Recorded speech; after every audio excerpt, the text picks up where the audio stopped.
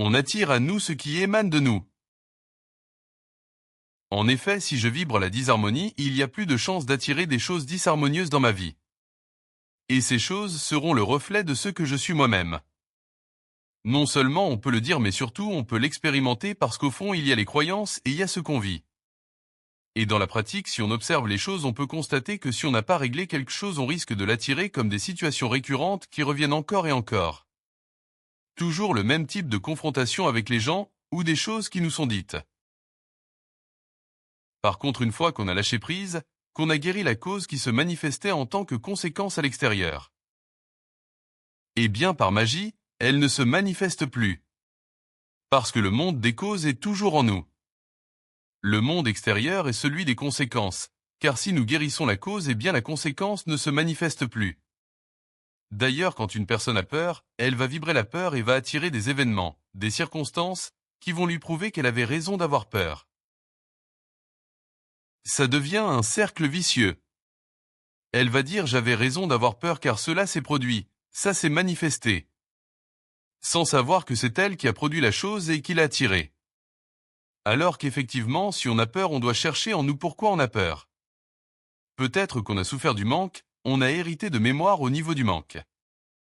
Mais ce n'est pas parce qu'on a hérité du manque qu'on doit vivre avec ça toute sa vie et attendre que ça se compense à l'extérieur pour ne plus être dans cette sensation de manque par exemple.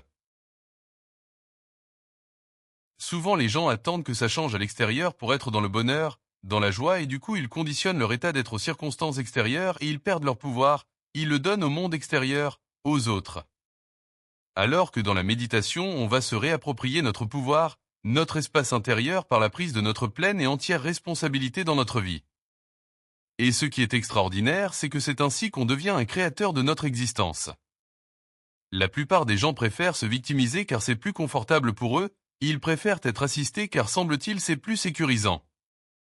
Au final, il faut accepter la responsabilité de ce que l'on a créé, et c'est souvent une question de foi, de croyance. Donc de se dire, est-ce que je crois en mon pouvoir créateur ou pas du tout, c'est une question de croyance tout simplement. Il y en a qui ne vont pas y croire.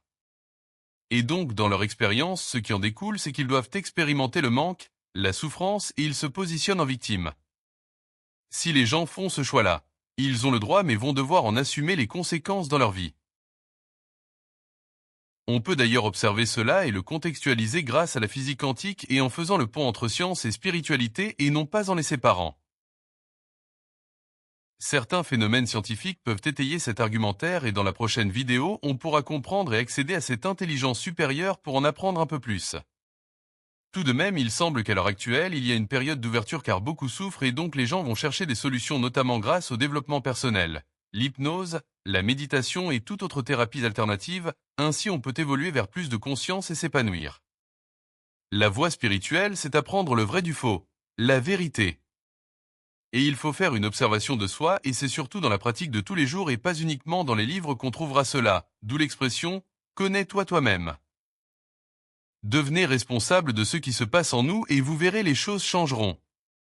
D'ailleurs, vous pourrez trouver en accueil de cette chaîne et en description des formations et même un abonnement mensuel à des audiobooks triés sur le volet et en rapport direct avec ce que nous étudions ici même, afin de nous permettre d'aller vers plus de conscience.